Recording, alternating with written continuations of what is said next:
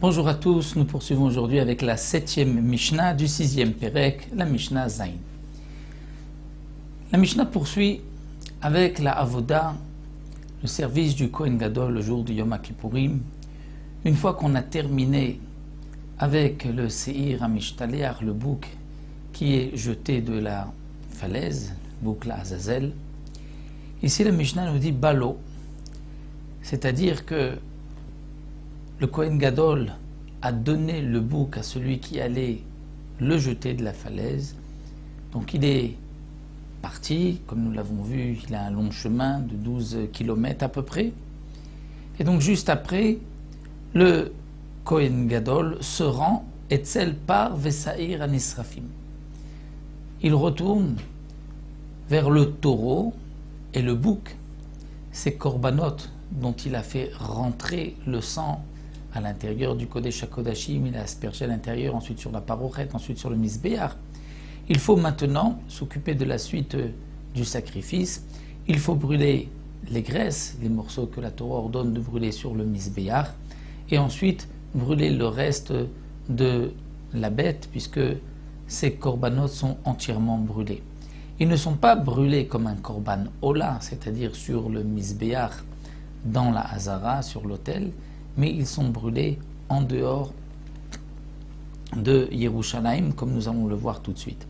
Donc là, le Kohen Gadol a donné le Seir HaMishtaleach à celui qui allait le jeter de la falaise. Le Kohen Gadol se rend vers son par et Seir HaNisrafim qui doivent être brûlés.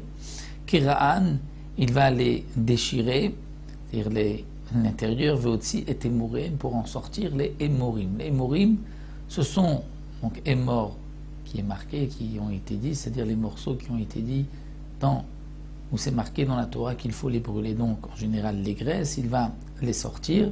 Netanam bemagis, il va les mettre dans un récipient, dans un keli sharet, un des récipients du Bet Hamikdash, viktiram al gabe mizbeach, et ensuite il va aller les brûler sur le mizbeach. Alors là encore le Barthénoura nous précise, il ne peut pas les brûler tout de suite, parce que il est maintenant avec les habits blancs, et lorsqu'il a les habits blancs, il doit lire la paracha que nous verrons dans le prochain Pérec. Donc, Iktiran, ce n'est pas encore qu'il les brûle tout de suite, mais il les met de côté pour pouvoir ensuite les brûler, une fois qu'il va remettre ses 8 habits en or, comme nous le verrons. Kelaan bamiklaot. Il va maintenant prendre les bêtes et il va comme en faire une natte, une tresse. Il va les tresser. Les bêtes sont entières. On les a juste léchées ouvertes le ventre pour sortir les entrailles, pour sortir les parties qu'on doit brûler sur le Mizbeach. Donc il va c'est-à-dire il va tout les tresser, si on peut dire, ces bêtes-là. Avec donc tout ce qu'il a, il y a la peau, la chair, et il va les sortir, votzian, les bêtes à serefa, c'est-à-dire en dehors du Yerushalayim, à l'endroit où on doit brûler ces korbanot. Étant donné que on a aspergé le sang à l'intérieur, la Torah nous dit que tout korban dont on asperge le sang à l'intérieur du Ohel Moed devrait être brûlé en dehors des 3 camps, donc en dehors de Yerushalayim, ce qui est le camp le Machane Shechina, Machane Lévia, Machane Israël.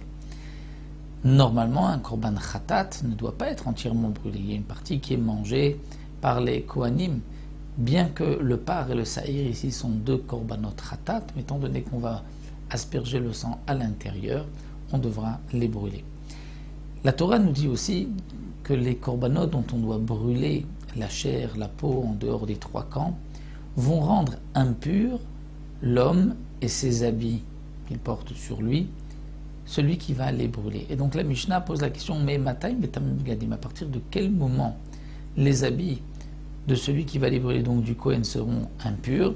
Meshietsu chutz lechomat ha'azara, à partir du moment où ils vont sortir de la muraille de la Hazara, même, c'est-à-dire de l'enceinte du Bet Hamikdash. Rabbi Shimon Omer, Meshiatzi ta'or beruban. Pour Rabbi Shimon, c'est une fois qu'on aura mis sur le feu et que le feu aura pris dans la majorité des morceaux, c'est à ce moment-là que ce que nous dit la Torah, va soref, même celui qui débrûle deviendra impur. Donc là, nous avons une machloket, et elle ressemble un petit peu à ce que nous avons vu, la machloket précédente, concernant le Seir, la Azazel, que là aussi, celui qui s'en occupait allait devenir impur, lui et ses habits. Nous avons une machloket à partir de quel moment? Est-ce à partir du moment où il sort de la muraille, cette fois-ci de Yerushalayim, ou à partir du moment où on le jette? Donc là encore, nous retrouvons une autre machloket concernant le bouc et le taureau qui vont être brûlés en dehors des trois camps. Donc on terminera avec une dernière Mishnah, la 8e Mishnah, pour terminer le 6e Pérec, la prochaine fois.